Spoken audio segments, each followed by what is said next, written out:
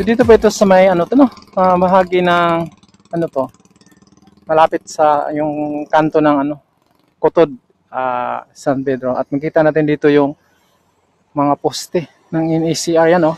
So tinubuan na ng ano, mga kakugnan yan, oh. So wala pang development. Nung matagal na natin nakikita yung mga poste na to, yan, oh. So hanggang ngayon poste pa rin, wala pang mga viaduct. So yan, papunta sa ating ngayon, papuntang kanan yan, diretso na yan ng ano, Santo Tomas, yung old station, kung saan sila nagsisimula ng ano, ng viaduct. So tignan natin doon sa kung saan sila nagsisimula ng viaduct.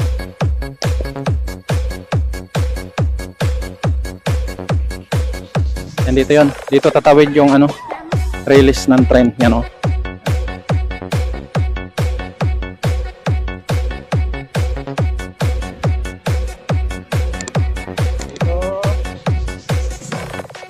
Ayun, oh, yung mga poste. Tawid yan dito.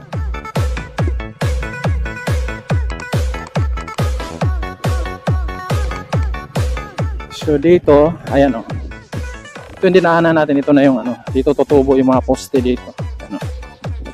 Doon. So wala pa rin development. Matagal din nakabalik dito pero ganun pa rin ang itsura niya. Ayan, oh. Tumaas lang yung mga kugon. Ito yung ano dati. Ng tubig dati dito.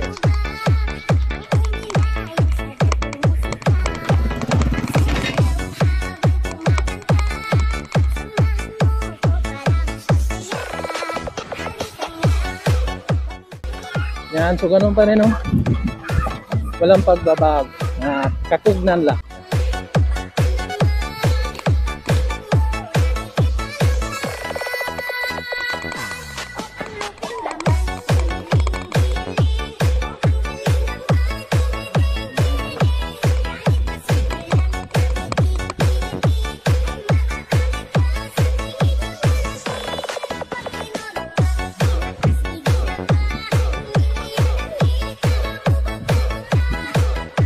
Wala namang problema dito na malalaki.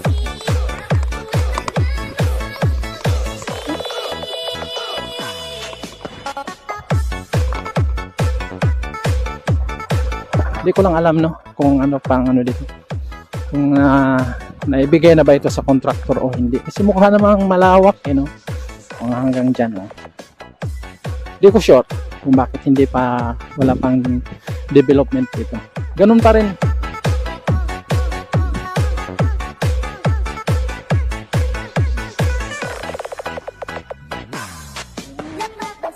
Taas na ng mga kakugnan dito, no?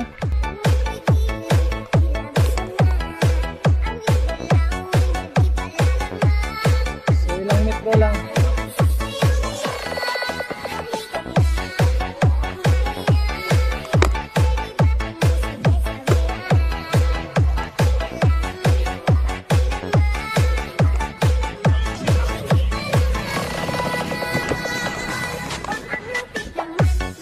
Ayan, oh. So yan yung nagsisimula yung ano nila, mga viaduct yan, oh. So taghang kakugnan na rin. So nahandyan na po yung ano, so wala pang development dito banda, no. Yan. Kung ano yung na ano natin dati, yun pa rin.